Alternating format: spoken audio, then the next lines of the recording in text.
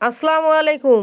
এই যে আমি আজকে বড় ভাবিদের বাড়িতে আসলাম। আমাদের বড় ভাবি দাওয়াত করছে, মানে আমার বড় ভাসুর মেজো ভাসুর ওরা সবাই এখন যার যার মতো আলাদা আমরা হয়ে গেছি শ্বশুর মারা যাওয়ার পরে।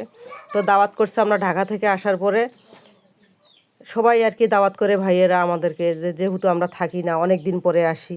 তো শাক পিঠা দাওয়াত করছে, গরুর গোশ, শাক পিঠা।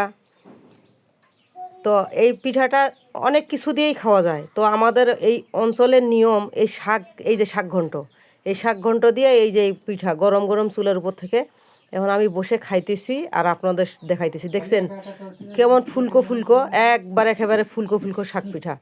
কেউ বলে সাড়া পিঠা, কেউ বলে পানি পিঠা, কেউ আবার বলে শাক পিঠা। মানে এই পিঠার বিভিন্ন নাম, এক এক অঞ্চলে এক এক ধরনের নাম বলে। তো ছাঁচের পিঠা, ওই যে আমার শাশুড়ি মা বলতেছে আবার ছাঁচের পিঠা।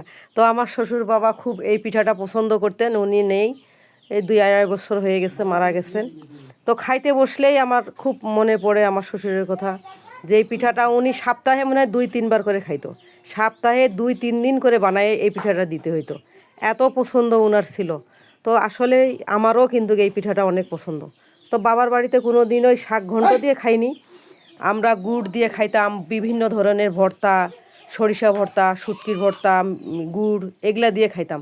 তো শ্বশুরবাড়ি এসে শাক দিয়ে খাওয়া শিখছি, গোশের ঝোল দিয়ে খাইতাম। তো আমাদের গোশের ঝোলও আছে, এগুলা দিয়েও খাবো।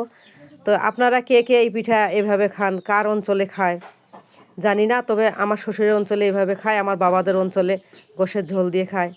তো আপনারা যারা খাইতে জানেন এইভাবে শাক দিয়ে খায়, তাদের তো আলহামদুলিল্লাহ জানেন, আর যারা জানেন না খেয়ে দেখবেন, অনেক স্বাদ।